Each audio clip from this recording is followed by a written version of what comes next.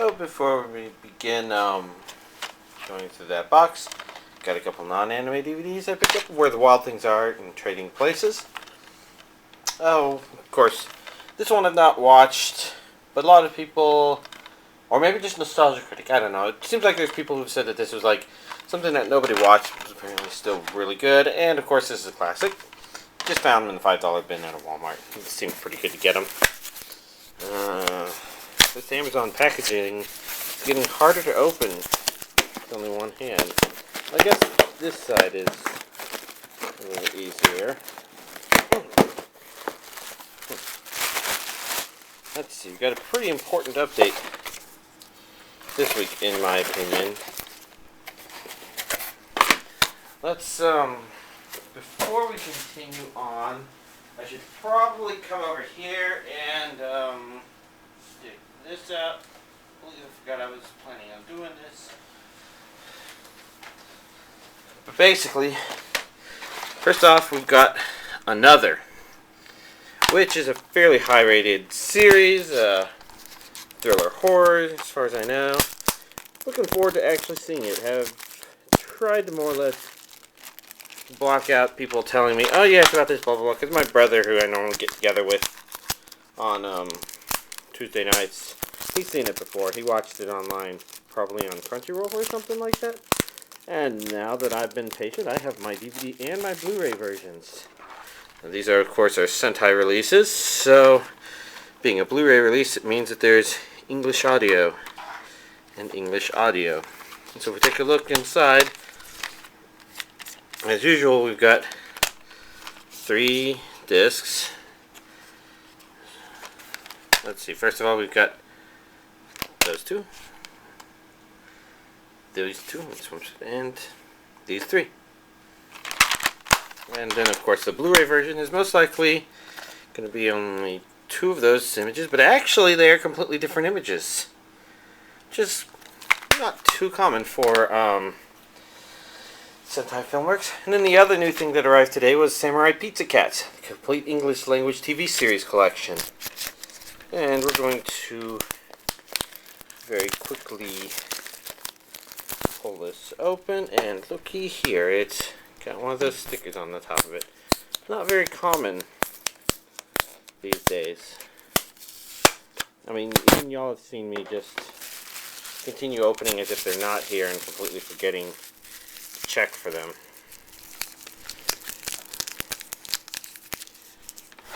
And let's see.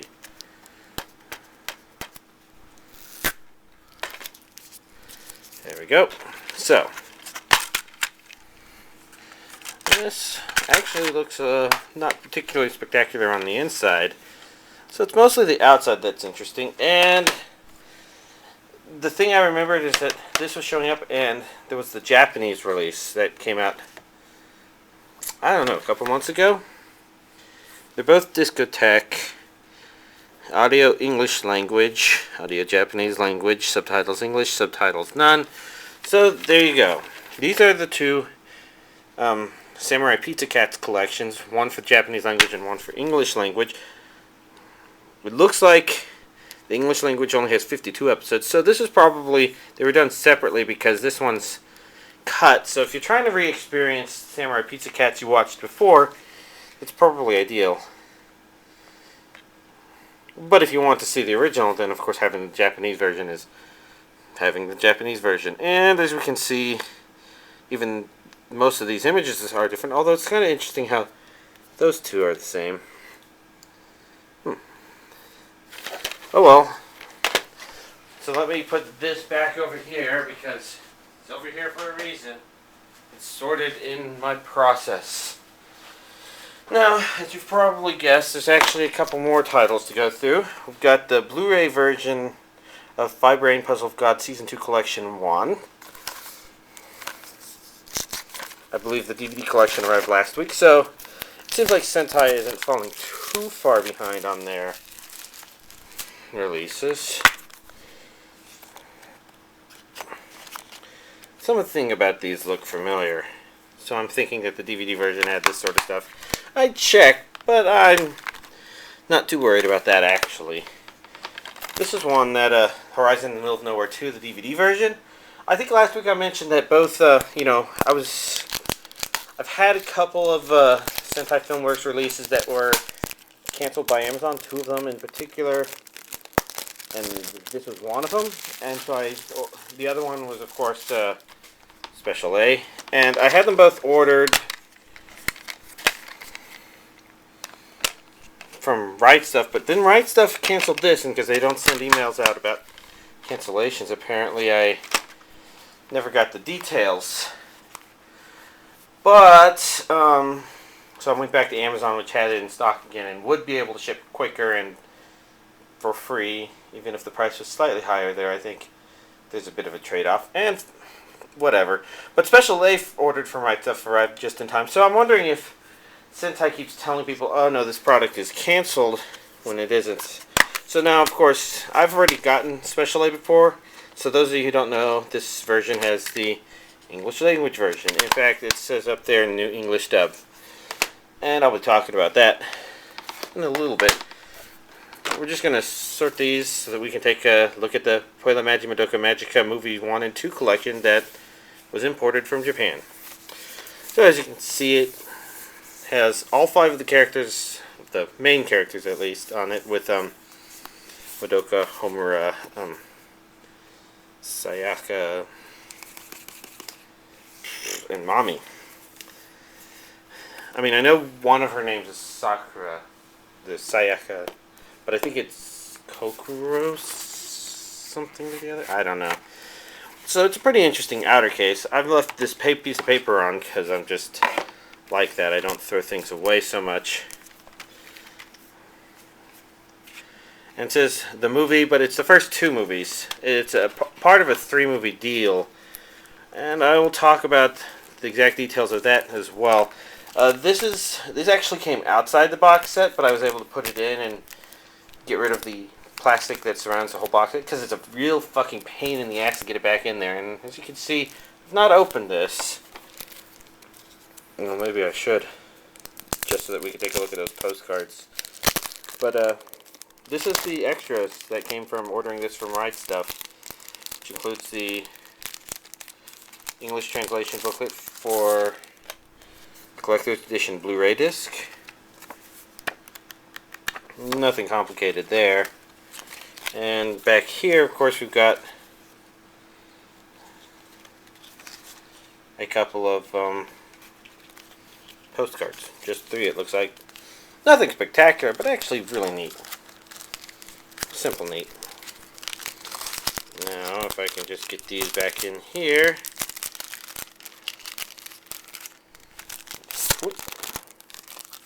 Just like that.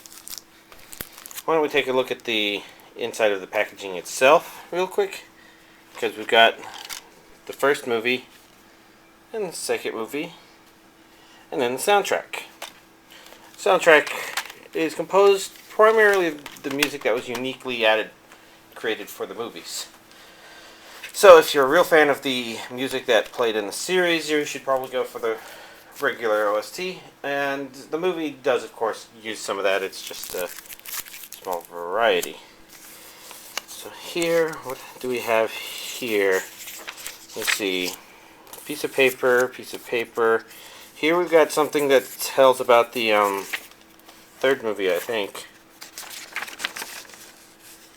Well, I don't know what this side says, or all this stuff, but I do know that October 26th is around when I believe the 3rd movie is supposed to hit theaters. For those of you that watched Madoka Magica, I get the impression it's supposed to be a... Well, I guess this was just stuck on the outside.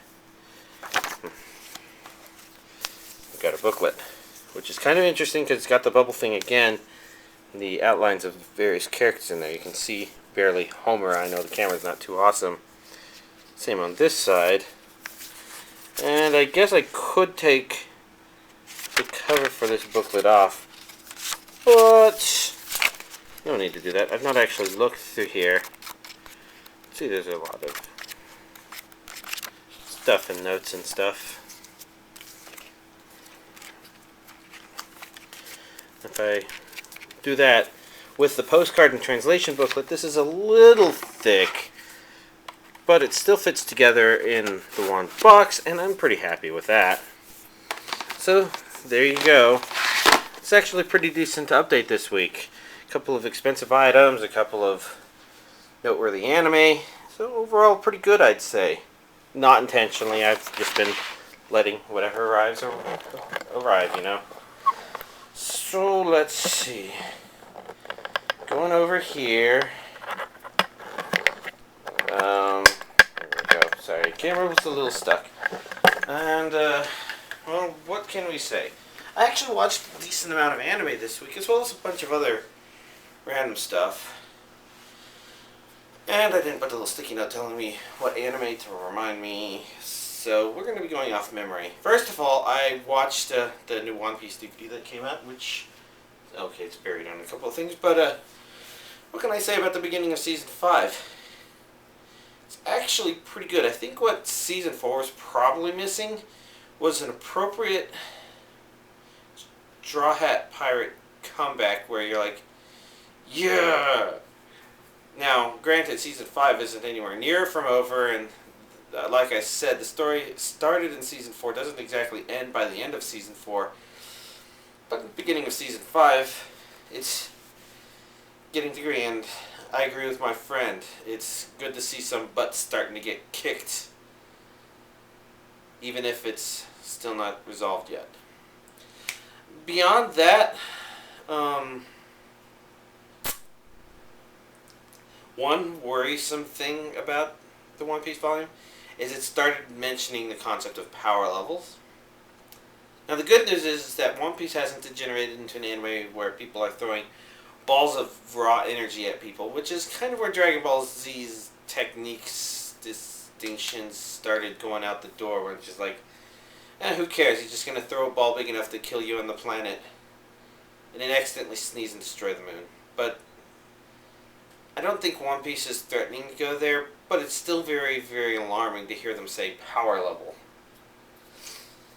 But also kind of interesting that they would kind of make a comparison that seems a bit in line with Dragon Ball Z sorts of concepts, maybe. At the minimum, when it compared the one guy who was a very normal guy to 10, and I believe in Dragon Ball Z, the farmer with a gun was a 5.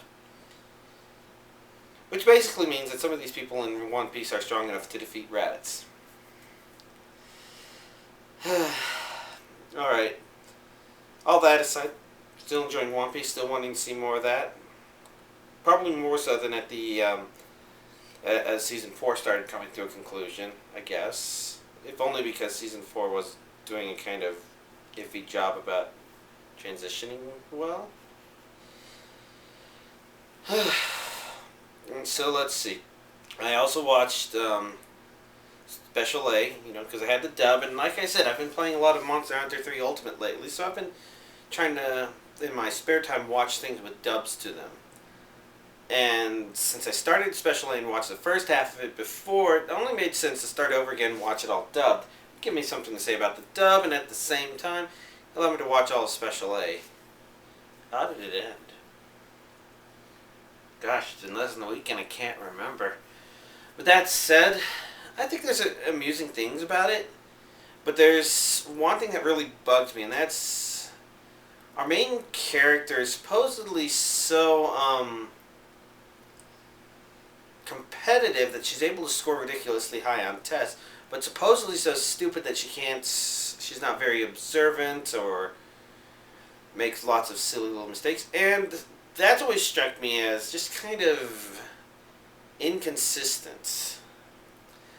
Where I wouldn't necessarily expect her to be a genius at everything, but if you're the kind of person that's just prone to not understanding what people are saying or missing obvious things right in front of you and stuff like that, then that tends to kind of reflect in kind of just your work. And, most people are like that, and that's why most people are like that.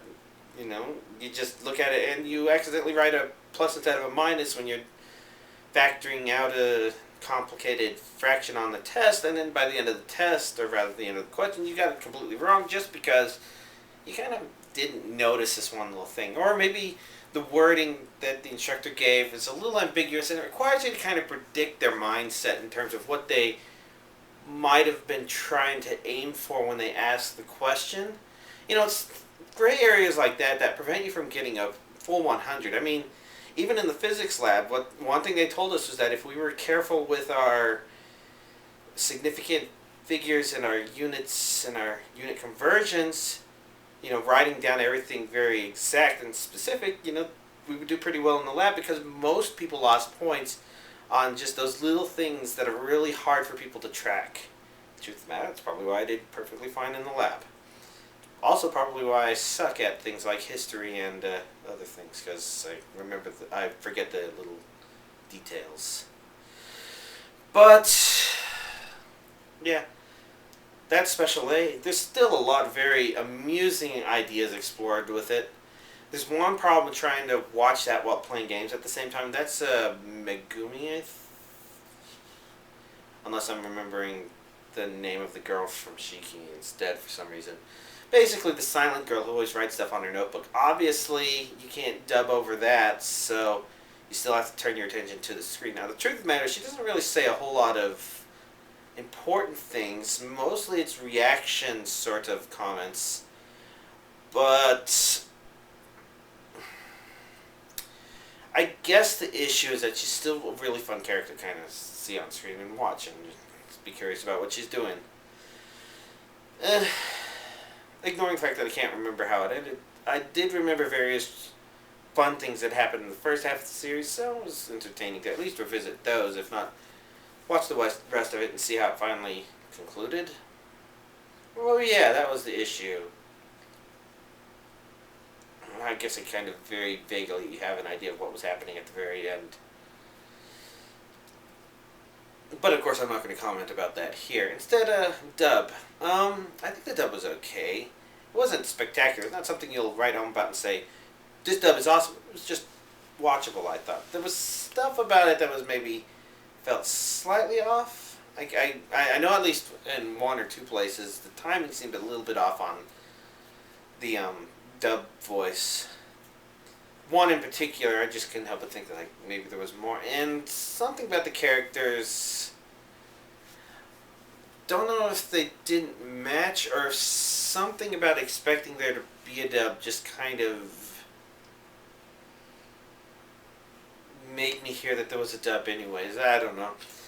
It's not bad. It's actually just okay. You could watch it that way, no problem, unless you're a fan of the Japanese dub, of course. And with a series like this, it probably makes sense that you would, simply because, well, if you enjoy this anime, then the characters, the Japanese voice actors are kind of part of who they are, I think it's similar to why I can't watch the English dub for Clannad or Tengen Toppa Gurren Lagann. It's because their Japanese voices, that's part of who they are. Maybe other comments, but just stop there. Puella Magi Madoka Magica. So I watched those first two movies because that seemed like a fairly important watch. And you have to know that since those are Japanese with English subtitles, those were important enough that I completely shut off the Monster Hunter 3 to watch them. It's kind of interesting, though. I mean, even doing that, I don't know how much I was able to pay attention since... I mean, I was paying enough attention to keep following, because I knew that I was rewatching Puella Magi Madoka Magica. The first two movies cover the content of the series. It's kind of interesting how they do it. Each one's about 2 hours in length. And given that Madoka Magica is 12 episodes, and they're, 20 minutes in length each, that would mean that the series was about 4 hours, and the two movies were about 4 hours.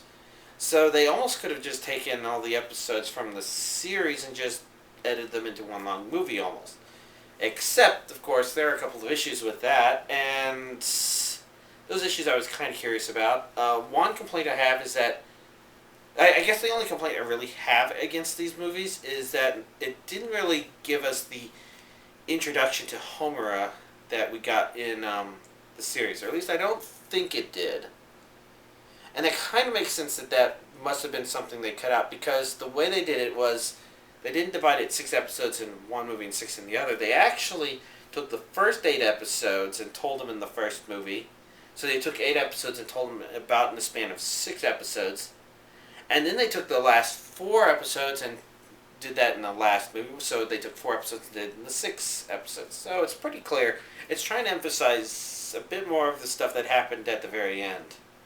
I didn't even really notice too much more added to it, so it was a bit strange. I'm not quite sure where that additional 40 minutes might have come from. Assuming that I'm kind of analyzing it the correct way, that is. I mean, there's definitely new stuff in there. It's just not very notable new stuff. To the point where, for a lot of it, it just had me wondering, did she ever actually ask that in the original series, or do I just not remember her asking that in the original series? But there was other parts where it's like, yeah, this is just the same battle. Music's timed slightly different, and that makes sense. Because there's some songs that they can't use for the certain points simply because those songs are inappropriate for a story that's continuing on. And, you know, that's kind of an expected change now that I think about it. If you take a bunch of episodes and you attach them to each other and you redo the music, then you're probably not going to reuse some of the songs you did in the series for different moments. So they had different music for different parts so that they weren't reusing a lot of the same song throughout the movies. But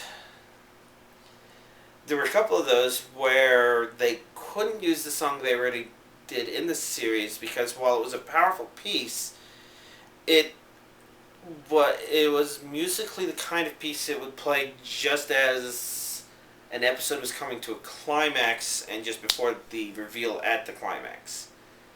But since it wasn't the climax of an episode, but rather the middle of a movie, they couldn't do that. And that makes sense. I'm not sure if this is a dub versus a sub thing, but I almost felt like one aspect of the ending was maybe explained slightly better in the movies. So it's a bit of a strange trade-off. A couple of the interesting parts that I wasn't quite sure how they were going to work into the series were a couple of flashbacky moments in the series that happened because they were episode transitions. I'm going to use episode numbers to talk about these so that people who aren't familiar with either the series or the movies, you know, just unfamiliar with Madoka Magica in general, basically, one example of something that kind of concerned me was, or that I kind of wondered how they would handle, was the way episode 5 begins. Because that's a brief flashback to something that happened just before the ending of the previous episode. But it wouldn't have made sense to put it in there because it ruins the way episode 4's story is told. So I was kind of wondering how that would be explained. And I thought they actually did it in a pretty interesting way. And I can't think of a good way to describe that without maybe giving information away that I don't want to about the series. The other one that was kind of interesting, and in the movies they handled it in a really strange way, was episode 10, which, if you know which episode I'm talking about, you know which episode this is, and if I remember correctly, they didn't really show the opening credits for that episode until the very end of the episode, I think. And for some reason in the movie they decided that was an appropriate point to put the opening from the TV series in the movie, sort of. It was a bit strange. It occurs to me that one difference that I do recall in this movie that stood out to me was when it talks about the concept of the witch's kiss. I don't remember them looking the way they did in the series. In fact, it seemed to be a bit more, slightly more graphically detailed, both in the labyrinths and concerning the detecting of witch magic, I think. Because I don't remember that detail being there in the series. I've seen that one only a couple of times, but that one struck me as a very interesting attention to detail that I guess the movies decided to add in. Maybe that's relevant for the upcoming third movie. I don't know. I guess we'll find out. As you can tell, there's a lot to think about the movie, and I'm trying to think out loud about things that aren't really that spoilerific. And things I can talk about so you can say, oh yeah, I remember how the series did that. So, it's hard to say if the movies are completely worth it. I think if you watch the series, you'll probably be perfectly fine if you've not watched movies 1 and 2 going into movie 3. Because there's nothing about movies 1 and 2 that are really mind-blowingly different. In fact, there's nothing that's really that different other than touch-ups, as far as I can tell. So, make your decisions on whatever you want to do with that based on that information, I guess. Unless somebody in the comments actually comes up with an interesting argument saying something different. Although, read with care because somebody may be talking about spoilers as well. Let's see. Other than that, the only other anime thing I've watched was the 5 episodes of K-On! That I watched with my brother earlier today. I mean, we've been kind of not watching a whole lot of anime-related stuff, but this time we did. You know, it occurs to me that last week, I guess this is another thing I watched. I watched the Blu-ray for Unicorn Island of Magic. And, well, I don't remember the film being that shaky in the original DVD version of VHS. Now, maybe the quality was just poor, but it struck me as jarring to the point where I wasn't quite sure if I was actually seeing it or if I was just having some sort of mild nausea-induced headache or something like that. It was very disorienting, and that might mean that there's an issue with the video capture of these. I mean, I'm going to guess that they got them from the films, but it's like sometimes they'll jump just a little bit, and that's something I've never seen this movie do before. And sometimes it seems subtle enough that I just don't know. I don't think a DVD could, or the DVD rips could hide that sort of thing, but it does concern me. Hoping that if there's an inevitable Blu-ray release here in the US, that problem is fixed. Let's see. Oh yeah, and I guess I was mentioning K-On! Season 2, episodes 3 through 7, I guess. Watch with my brother, entertaining. I think when I first watched these, I mentioned how K-On! Season 2 didn't have the same feeling as K-On! Season 1. So it's kind of interesting watching Season 2, having put like a couple of months in between having watched the first episode or two. Because for some reason, you know, watching it here, I can say like, yeah, okay. It's definitely got back into the habit of being entertaining for sure. I'm wondering if maybe it's just the first episode that kind of had me wondering, why are they referencing themselves from the first season a little too much in this first episode? So maybe it's just the first episode problem. I would have to rewatch episode 2 on its own to tell. But episode 3 on, definitely good. Or at least 3 to 7. I'll probably be watching more here and there. We'll have to see. But the truth of the matter is I don't know how much anime watching will happen in this next week. Watching another is a very high priority, like I mentioned. But at the same time, since I've been trying to look for stuff I can watch while playing Monster Hunter 3, I've been digging out some non-anime stuff. I've never watched Stargate Atlantis, for example. I watched the first season of that. And I'm not sure what else I might end up watching while doing stuff, but Atlantis would probably last me for a couple of weeks. Yeah, don't know.